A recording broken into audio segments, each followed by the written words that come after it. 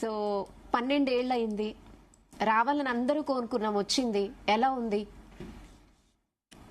అంటే తెలంగాణకు సంబంధించిన కొన్ని ప్రధానమైనటువంటి అంటే తరతరాలుగా పీడించినటువంటి సమస్యల విషయంలో పరిష్కారం జరిగింది.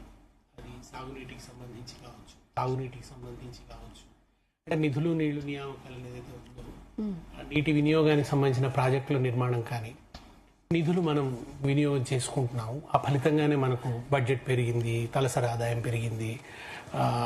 ఆ ఫలితాలు కూడా, ఆ ప్రగతి ఫలాలు కూడా ప్రజలకు లభిస్తున్నాయి. పెద్ద ఎత్తున సంక్షేమం అమలైంది. ఇవన్నీ రీసౌండ్ వస్తుంది. ఇవన్నీ ప్రజలకు అందినాయి. అయితే ఇప్పుడు సమగ్రంగా అభివృద్ధి అనేది కానీ, సంపూర్ణంగా పేదరిక నిర్మూలన అనేది కానీ, అది ఒక అన్ఎండింగ్, అది నిరంతరంగా జరిగేటువంటి ఒక ప్రాసెస్. ఆ దిశగా తెలంగాణ ప్రయాణం అద్భుతంగా మొదలైంది. కానీ ఇవాళ మళ్ళీ రేవంత్ రెడ్డి పరిపాలనలో మనం చూస్తున్నది ఏంటంటే ఒక భయంకరమైన వైఫల్యాన్ని చూస్తున్నాం. అంటే మొన్నటిదాకా అమలైనటువంటి సంక్షేమ పథకాలన్నీ నిర్వీర్యమైపోతున్నాయి. కరెంటు విషయంలో మళ్ళీ కొంత ఎటమటం అవుతున్నది. కరెంటు విషయంలో కొన్ని అనుమానాలు కూడా ముసురుకుంటున్నాయి. మళ్ళీ ఆయన ఏదో 3 గంటలు ఇస్తే చాలు అని ఇటువంటి కొన్ని. తర్వాత మీకు ఆయన కరెంట్ ఇచ్చి, నీళ్లు ఇచ్చి, ఇంకా ఏదో చేయాలని ఆలోచించి రైతు బంధు లాంటి పథకాలు తీసుకొచ్చినారు. ఆ పథకం ఇవాళ నిర్వీర్యం అయిపోయింది. మళ్ళీ పెట్టుబడికి డబ్బులు దొరకక, తర్వాత ధాన్యం కొనుగోలు సరిగా జరగక, ఎరువులు దొరకక రైతాంగం దారుణమైనటువంటి ఇబ్బంది పడుతుంది. మరోవైపు నీళ్లు మళ్ళీ ఆంధ్రాకు ప్రవహిస్తున్నాయి. అదనంగా కృష్ణలో నీళ్లు వాళ్ళు వాడుకుంటున్నారు.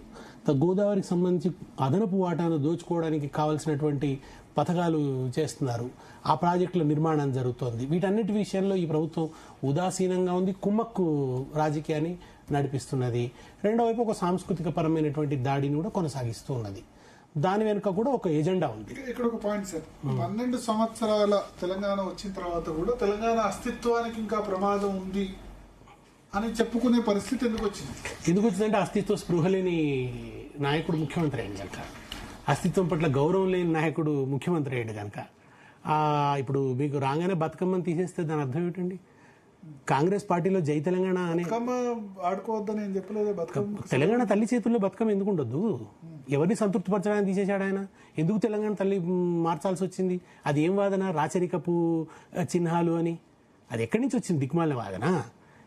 మనము భారతదేశ లోగోలో ఏముంది వాళ్ళ? అవి 3 సింహాలు, అవి రాచరికల నుంచి తీసుకున్నవి కాదా? అశోకుడి ఆనవాళ్ళు కావా అవన్నీ కూడా? ఇవాళ శ్రీవిల్లిపుత్తూరు దేవాలయం తమిళనాడు రాజముద్రలో ఉండదా? లేదా కోణార్క శిల్పాలు ఎక్కడో ఒరిస్సాలోనో ఎక్కడోనో లేవా? అటువంటిది ఈయన చార్మినార్ ఉండొద్దంటాడు, లేకుంటే కాకతీయ తోరణం వద్ద. కాకతీయ తోరణం మీద దాడి చేయడం తెలంగాణ అస్తిత్వం మీద దాడి కాదా? బతుకమ్మ మీద దాడి చేయడం తెలంగాణ అస్తిత్వం మీద దాడి కాదా? జై తెలంగాణ నినాదం ఇవాళ కాంగ్రెస్ పార్టీలో నిషేధం. ఎవరు పలకటం లేదు. జై సోనియా గాంధీ అంటున్నారు తప్ప జై తెలంగాణ అనడం లేదు. ఇది తెలంగాణ ప్రజల రక్తం ఉడికించదా? ఏ కార్యక్రమం జరిగినా తెలంగాణ అమరవీరుల స్తూపం దగ్గర నుంచి మొదలయ్యేది. ఆ సాంప్రదాయానికి ఎందుకు తిలోదకాలు ఇస్తున్నాడు ఈయన? ఇవన్నీ చాలా కనబడుతున్నాయి. ఇదంతా ఒక పద్ధతి ప్రకారం తెలంగాణ అస్తిత్వం. తెలంగాణకు అధికారిక గీతం చేసింది రేవంత్ రెడ్డి. ఆయన ఒక టెక్నిక్ ఉంది తెలంగాణ. ఆయన హిడెన్ ఎజెండానేమో తెలంగాణ అస్తిత్వ స్పృహని నిర్వీర్యం చేయటం. రెండో వైపు ఏదన్నా కొంత గ్యాప్ ఉంటే అది తను చేసినట్టు చేసి ఒక మాయను, ఒక భ్రమను కలిగించటం. ఈ భ్రమలో కనుక మనం పడితే కొన్ని చేస్తాడు, ఆయన చేసినట్టు చేస్తాడు. కానీ ఆయన హిడెన్ ఎజెండా ఇది. ఆ హిడెన్ ఎజెండాలో భాగంగా ఇదంతా జరుగుతోంది. నిర్వీర్యపరుస్తున్నాడు, అస్తిత్వ స్పృహను ఆయన నీరసింపజేస్తున్నాడు. ఆ కుట్ర జరుగుతోంది. ఈ కుట్ర ఈయన ఒకటే చేయడం లేదు, తెర వెనుక శక్తులు నడిపిస్తున్నాయి. దానికి సంబంధించినటువంటి దాఖలాలు ఒకటొకటిగా స్పష్టపడుతున్నాయి. ఇప్పుడు అంటే రేవంత్ రెడ్డి రావడం వల్ల తెలంగాణ అస్తిత్వానికి ముప్పు వచ్చింది అంతే. డెఫినెట్ గా మరి 10 సంవత్సరాలు కేసీఆర్ పాలించినప్పుడు దానికి తగిన ఫౌండేషన్ వేయాలి కదా. 10 సంవత్సరాల్లో లేని ఒక వ్యవస్థ సిస్టమ్ తెలంగాణ అస్తిత్వాన్ని ఎవరు దెబ్బతివ్వకుండా కేసీఆర్ జాగ్రత్తలు తీసుకోవాలి కదా. తెలంగాణ కేసీఆర్ పరిపాలించినన్ని రోజులు జై తెలంగాణ నినాదం మారుమోగలేదా? లేకుంటే అమరవీరుల స్తూపం దగ్గర నుంచి మన కార్యక్రమాలు ప్రారంభం కాలేదా? అమరవీరుల కోసం ఒక అమరజ్యోతి నిర్మాణం కాలేదా? చివరి సంవత్సరంలో అయింది. ఇప్పుడు 10 సంవత్సరాల్లో చివరి సంవత్సరం కేసీఆర్ గారు వచ్చినటువంటిది ఒక చారిత్రక సంధి దశ. ఆయన ముందు ఉన్నటువంటి సవాళ్లు ఏమిటి? మొట్టమొదట రాగానే రైతుల ఆత్మహత్యలు, మొట్టమొదటి వాటిని అడ్రస్ చేయాలి కదా. వాటి మీద ఆయన కాన్సన్ట్రేట్ చేశారు. ఎట్లా? దానికోసం ముందు చెరువులు బాగు చేయాలి. చెరువులు బాగు చేయడం అంటే తెలంగాణ అది అస్తిత్వంలో భాగమే. తెలంగాణ సమస్యల పరిష్కారంలో భాగమే. కాకతీయుల కాలం నాటి గొలుసు చెరువుల పునరుద్ధరణ వాళ్ళు ఈయన ఏం చేస్తున్నాడు? గొలుసు చెరువుల పునరుద్ధరణ చేశాడు ఆయన. ప్రాజెక్టుల నిర్మాణం మీద సీరియస్ గా కాన్సన్ట్రేట్ చేశారు. రైతాంగ సమస్యల్ని పరిష్కరిస్తూ వచ్చారు, పేదరిక సమస్యను పరిష్కరిస్తూ వచ్చారు. ఆ క్రమంలోనే ఆయన ఒకవైపు సాంస్కృతిక ఎజెండాను కూడా అమలు చేస్తూ ప్రపంచ తెలుగు మహాసభలు, ఈయన ప్రపంచ సుందరి పోటీలు పెట్టాడు. ఆయన ప్రపంచ తెలుగు మహాసభలు చేశాడు. ప్రపంచ తెలుగు మహాసభలు చేసి మన వెంకయ్యనాయుడు లాంటి వాళ్ళ చేత కూడా తెలంగాణ తల్లి పాదాల మీద పూలు వేయించాడు. తెలంగాణ కవులు, వాళ్ళ కవిత్వం, వాటికి సంబంధించినటువంటి ప్రభావాన్ని అంతా ప్రపంచానికి చాటి చెప్పే పని చేశారు. ఆంధ్ర ప్రాంతం వాళ్ళు కూడా వచ్చి తెలంగాణ ప్రాంత తెలుగు గురించి గొప్పగా మాట్లాడేటువంటి వాతావరణాన్ని ఆయన కల్పింపజేశాడు. ఇవన్నీ జరిగినాయి కదా. బోనాలు అధికారికమైనటువంటి పండుగ చేసుకున్నాం, బతుకమ్మను అధికారిక, దాన్ని ఇవాళ ఈయన కంటిన్యూ చేయడం తప్ప ఈయన కొత్తగా చేసిందేమని చెప్పండి. కొన్ని పనులు ఉమ్మడి రాజధాని ఉన్న కారణంగా, 8th షెడ్యూల్ ఉన్న కారణంగా కొన్ని పనుల విషయంలో ఆయన కొంచెం వెనక ముందాడాల్సి వచ్చింది. ఏదో ఒక ప్రతీకార ఇచ్ఛతో చేస్తున్నారు, ఎవరో హట్ చేయడానికి చేస్తున్నారనే అవకాశం మనం కల్పించొద్దు. అది కల్పించడం వల్ల తెలంగాణలో కొన్ని సమస్యలు వస్తాయి. అప్పుడు చంద్రబాబు నాయుడుకి అప్పుడు కూడా కేంద్రంలో బలం ఉంది. ఆయన అప్పుడు తిరిగి కలపాలనేంత పథక రచన చేస్తున్నటువంటి పరిస్థితి. ఒకనొక సందర్భంలో ఆయన తిరిగి కలపాలంటే అప్పుడున్న అరుణ్ జైట్లీ కేంద్రంలో ఉన్న మంత్రి ఆయన ఏమన్నారంటే, ఒకవేళ తెలంగాణ ఆంధ్రాన్ని కనుక తిరిగి కలుపుతూ మళ్ళీ 10,000 మంది చచ్చిపోతారు, ఇది తప్పుడు. చంద్రబాబు నాయుడు ప్రయత్నం చేశారు. చంద్రబాబు నాయుడు మొదటి దశలో ఆ ప్రపోజల్ పెట్టినాడు. ఇది కాంగ్రెస్ చేసిన చారిత్రక తప్పిదం అని చెప్పి మొదటి దశలో మోడీ మీద ఒత్తిడి చేశారు. పోలవరంలో 7 మండలాలు తీసుకున్నారు కానీ మళ్ళీ కలపాలని లేదు. ఆయన మనసులో అది కూడా ఉంది. ఆయనకు జీర్ణం కాలేదు, ఇవాటికి కూడా జీర్ణం కాలేదు. ఆయనకు తెలంగాణ ఏర్పాటు అనేది ఇవాటికి కూడా జీర్ణం కాలేదు. ఆయన తిరిగి తెలంగాణలో ఆయన విస్తరించాలనే కోరిక ఉంది. ఇక్కడి వనరుల మీద ఆయన ఆధిపత్యం చెలాయించాలి. 12 సంవత్సరాల తర్వాత కూడా ఇంకా చంద్రబాబు నాయుడు బూచి ఉందని చూపించవచ్చు. బూచి ఉందని అంటే ఆయన పరిపాలన తాలూకు దుష్పరిణామాలు, ఆయన పరిపాలనలో అనుభవించినటువంటి దుఃఖం, అంటే తెలంగాణ వలస తాలూకు తీవ్రత ఒక పరాకాష్ఠకు చేరినటువంటి సందర్భం అది. కనుక అవన్నీ కూడా ప్రజలకు గుర్తున్నాయి. మీరు 2018 ఎన్నికల్లో ప్రజలు ఎందుకు తిరస్కరించారు?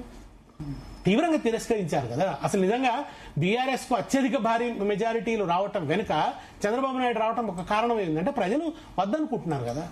ప్రజలకు ఆయన పట్ల అభిప్రాయం ఉంది కదా. ఎందుకంటే రక్తం బారించాడు, చెరువుల్ని నిర్లక్ష్యం చేశాడు, కేవలం నగరంలో జరిగే కార్పొరేట్ అభివృద్ధిగా చూపించాడు, తెలంగాణ పదాన్ని నిషేధించాడు. ఇవాళ కూడా ఆయన వాళ్ళ మహానాడులో తెలంగాణ అనే పదం డిక్షనరీలో లేదు అని వాళ్ళతో మాట్లాడిస్తున్నాడు. తెలంగాణ వాళ్ళు మబ్బులు లేవరన్నాడు. విపరీతంగా భూముల ఆక్రమణలు, పెద్ద దోపిడీ, రాజ్యహింస, ప్రైవేట్ హింస, నయీం లాంటి హంతకుల చేత హత్యలు చేయించడం, ఎన్ని జరిగినాయి ఆయన టైంలో. అవన్నీ కూడా ప్రజలకు గుర్తున్నాయి. అందుకని చెప్పే ఆ దుష్పరిపాలన గుర్తుంది కనుకనే, ఆ దుర్మార్గాలు గుర్తున్నాయి కనుకనే ప్రజలు ఇవాళ కూడా ఆయన విషయంలో ఒక రకమైనటువంటి భయంతో ఉన్నారు. వాళ్ళు విస్తరణ మళ్ళా జరిగితే వచ్చే సమస్యల గురించి, అప్పుడు వచ్చినటువంటి ఒక దుర్మార్గపు సంస్కృతి గురించి. ప్రజల్లో భయాందోళనలు ఉన్నాయా లేకపోతే బీఆర్ఎస్ క్రియేట్ చేస్తుందా? బీఆర్ఎస్ ఎట్లా క్రియేట్ చేస్తుంది? అప్పుడు కూడా ఒక మాట అన్నారు, తెలంగాణ ఉద్యమం కేసీఆర్ గారు రెచ్చగొడితే తెలంగాణ ప్రజలు రెచ్చిపోతున్నారు అన్నారు.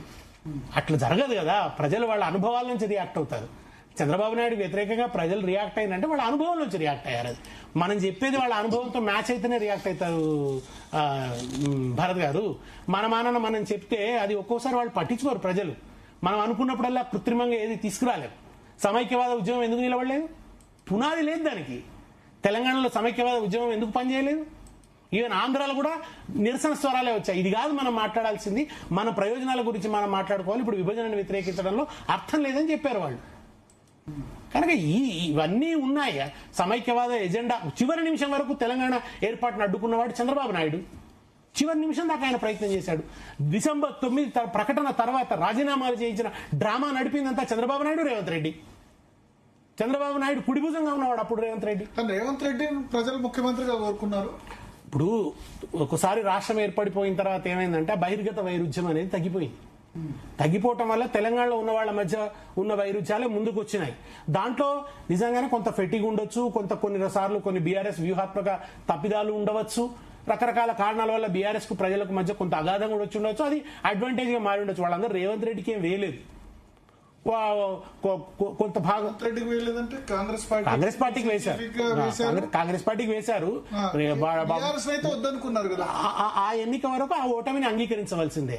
దాంట్లో వ్యూహాత్మక తప్పిదాలని అది కూడా చాలా తక్కువ తేడాతోనే అయింది. దాని వెనుక కొంచెం ఎలక్షన్ స్ట్రాటజీస్ లో వెనుకబడడం కావచ్చు, కొన్ని ఇమీడియట్ ఎఫెక్ట్స్ ఉన్నాయి. కాళేశ్వరంలో అది కృంగడం కానీ, తర్వాత ఏంటంటే మన కొంత నిరుద్యోగుల్లో వచ్చినటువంటి ఒక ఆగ్రహం కానీ, బీఆర్ఎస్ గా మారడం